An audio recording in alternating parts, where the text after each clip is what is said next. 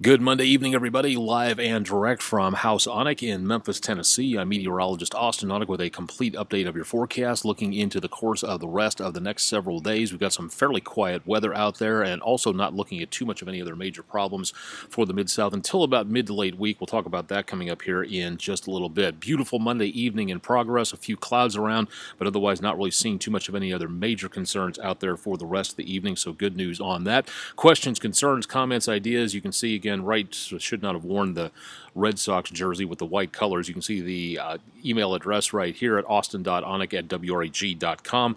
If you have anything you'd like to see on here specifically, let me know, and we'll be glad to give you an idea as to what's happening around the Mid-South, whether it's climate or worldwide weather. Let me know, and we'll be glad to post it on here for you. We'll take a look at river levels. We'll take a look at where the next storm system is going to be coming from, and we'll take a look at your forecast into the rest of the week. Currently, let's take a look and see what's going on with traffic in the Mid-South. We do have, again, a decent amount of slowdowns and backups taking place into and around the area of Mount Moriah. Some slowdowns from the entrance of 385 from 240 eastbound into that area, and looks like, again, that's going to be probably a little ways in getting that backed up, taken care of, and out of the picture, because as of right now, we're just not seeing anything in the way of traffic really moving along very well.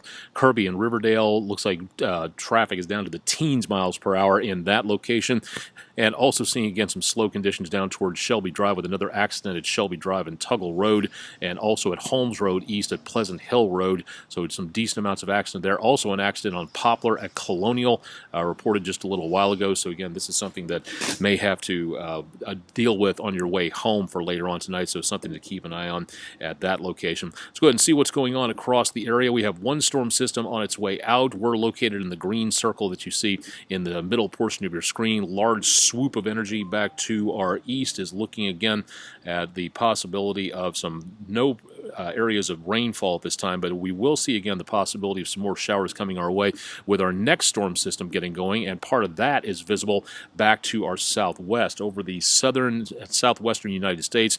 Large loop of energy making its way on through that location and moving up into around Colorado. Some pretty big thunderstorms taking place there. We'll be watching that as it gets a little bit closer to us by week's end, along with a little bit more energy coming our way as we look even farther back to around the Pacific Northwest. That is going to help to, again, make its way in and develop a little bit more in the chances of showers and thunderstorms. But for us, the possibilities should be limited, so looking very good on that. Currently, we're not seeing anything in the way of active weather across the Mid-South. The National Weather Service is, again, showing the main thing in the green shaded categories, flood advisories over toward the Tennessee River. And these that you see just right up here into around the Black, the Cache, the White, the St. Francis, and the Mississippi Rivers up and down the screen, those are flood warnings for, again, sustained warnings. This is not a flash flood warning where the water appears instantaneously. This is all that drainage from that moisture we got over a week ago, which is doing a very good job of keeping, again, a lot of roads underwater in parts of northeast Arkansas. So you may want to think about calling ahead, checking your destination before you travel into or through any of these areas. And areas around the Mississippi River, again, this is not going to be inundating downtown Memphis or anything.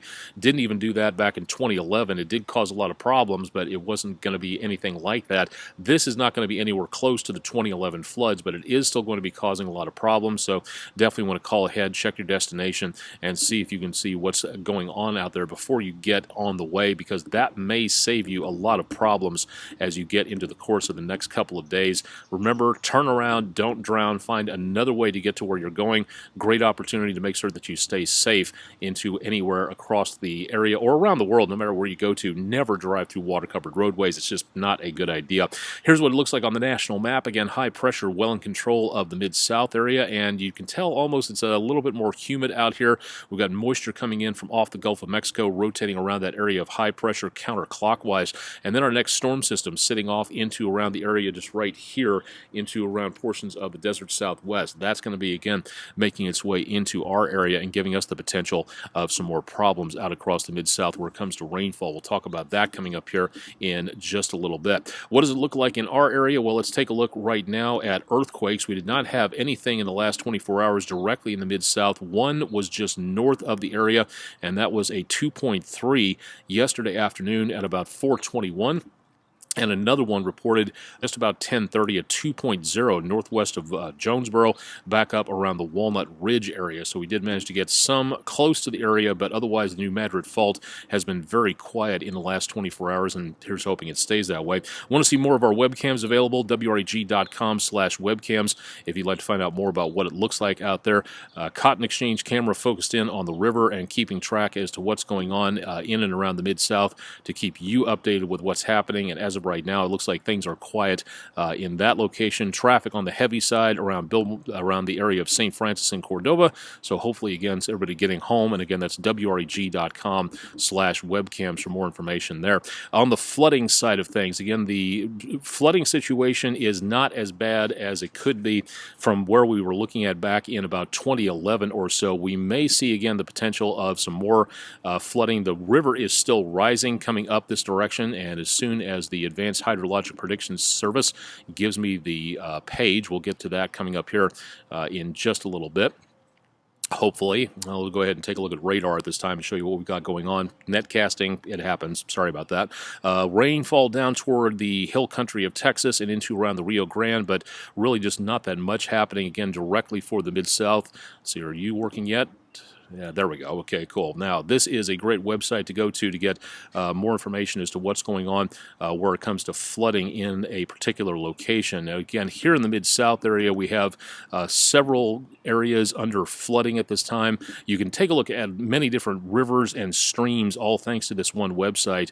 You can go to water.weather.gov for more information, and a great place to go to for more details. You see most of the purple and red categories, that's major flooding and moderate flooding taking place around areas close to the White River, around the Cache River at Patterson, and of course back toward the Mississippi River, where we have numerous amounts of flooding going on, and that's where we're seeing that surge of water making its way downstream, and that's going to be getting a little bit closer to the Memphis area. This is what it looks like in and around Osceola. The information, again, showing that crest heading into the purple shade of the major flooding that's 35 feet and above on the Mississippi River at Osceola, Arkansas.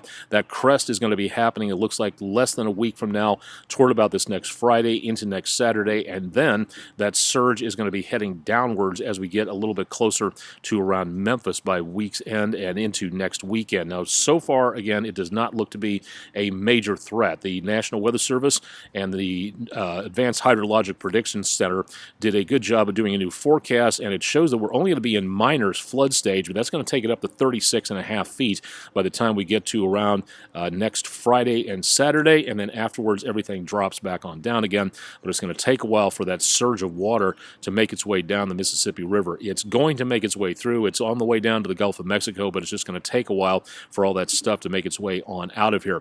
What's the weather look like right now? Again, our latest storm system on the way from the West Coast states, and it's going to be impacting the Rockies and the desert Southwest first. We'll have high pressure and control for much of the rest of the week, but then as we get into around Wednesday night into Thursday, showers and thunderstorms off to the west, and that begins to give us a little bit more problems where it comes to chances of showers and thunderstorms getting a little bit closer to where we are. Let's go ahead and take a look and see what's going on with the forecast as we get into, again, today into tonight. Beautiful day today, no problems at all.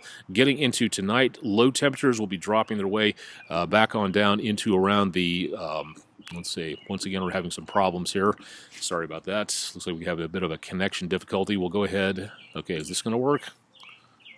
Okay, there we go. Sorry about the delays on that. Temperatures back into around the mid to upper 50s to lower 60s across much of the area tonight. Should be mostly clear, and overnight temperatures with those winds out there relatively light. No wind chills to worry about, not even close to that. Temperatures for tomorrow will be back into the mid 80s once again, so very pleasant and plenty of sunshine there.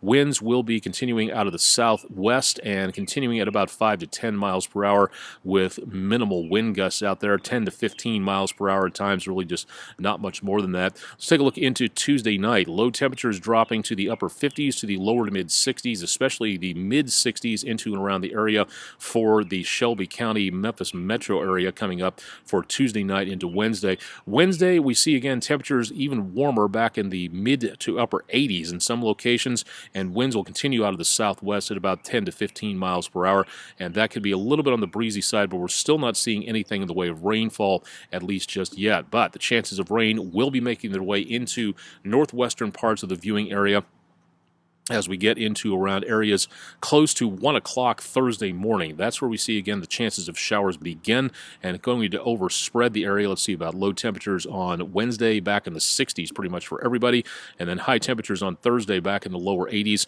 with best chance of rainfall northwestern parts of the viewing area, northeast Arkansas, the Boot Heel, and just west of northwest Tennessee. And temperatures throughout the afternoon very much on the mild side, but we will be seeing more chances of showers and thunderstorms moving their way in by Thursday and also into Thursday night. That will overspread most of the area, with lows dropping to the lower to mid 60s, and showers and thunderstorms pretty much a guarantee for almost everybody in the Mid-South by late Thursday into very early on Friday. High temperatures on Friday will be a little bit cooler thanks to the cloud cover and the rainfall out there.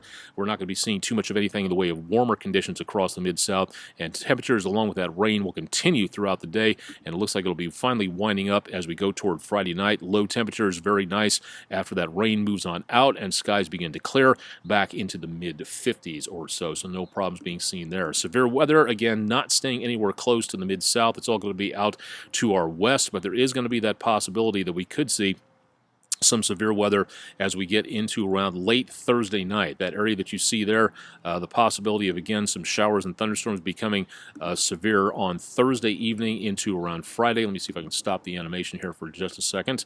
And okay, you're going to hold there. Okay, good. There we go. That is what we're looking at right there. The possibility of severe weather coming up from basically Memphis on down into the Arklatex area, but we still see that potential of some severe weather to look at. And again, it's not huge right now, but that's something, again, we would need to watch with a lot of interest over the next couple of days.